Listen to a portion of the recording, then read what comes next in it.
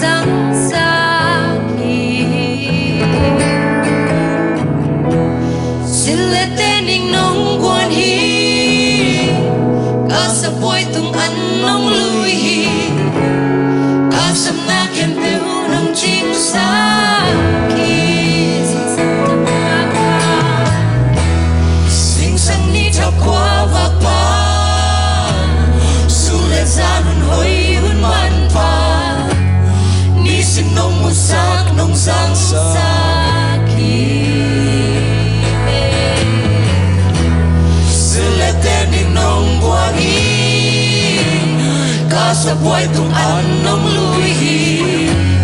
kasam na kempeu nung ting saki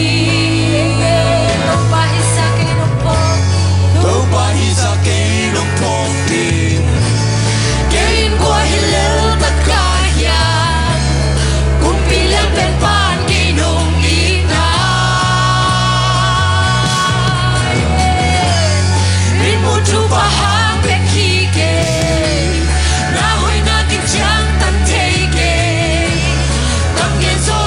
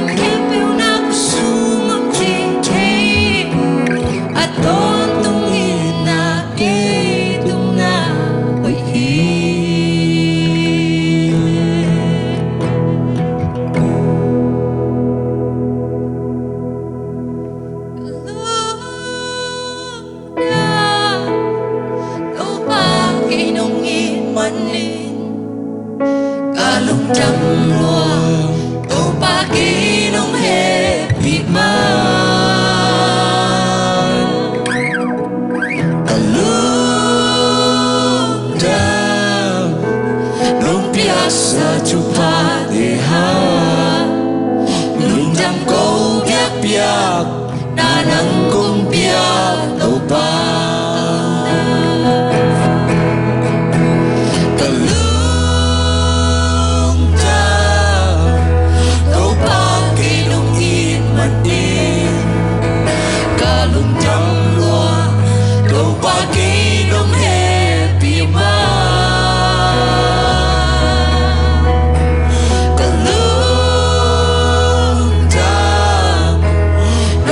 sa chupa dehan lung dam ko biak biak na nang kumpia tau pa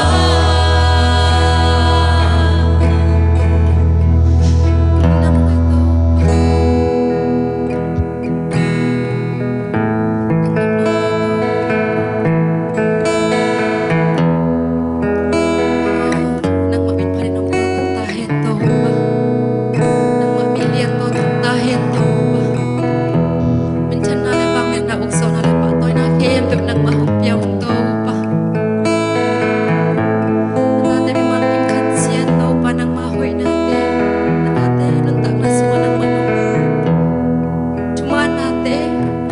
nang manong piak cuma te hati na nung kam ko sa to to di ginang maniman kim khat sian cuma tahin to ba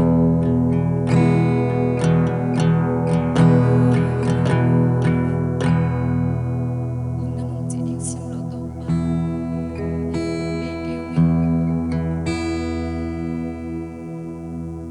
nang may nakatil ka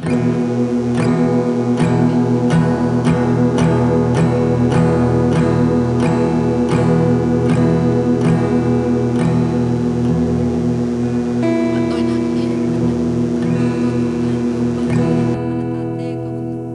Hitsam nung ko sa obi mananate kong kohi. Kaniladi mo kaya pe wasong to pa nang madinab ni nang kalson pitayan sina.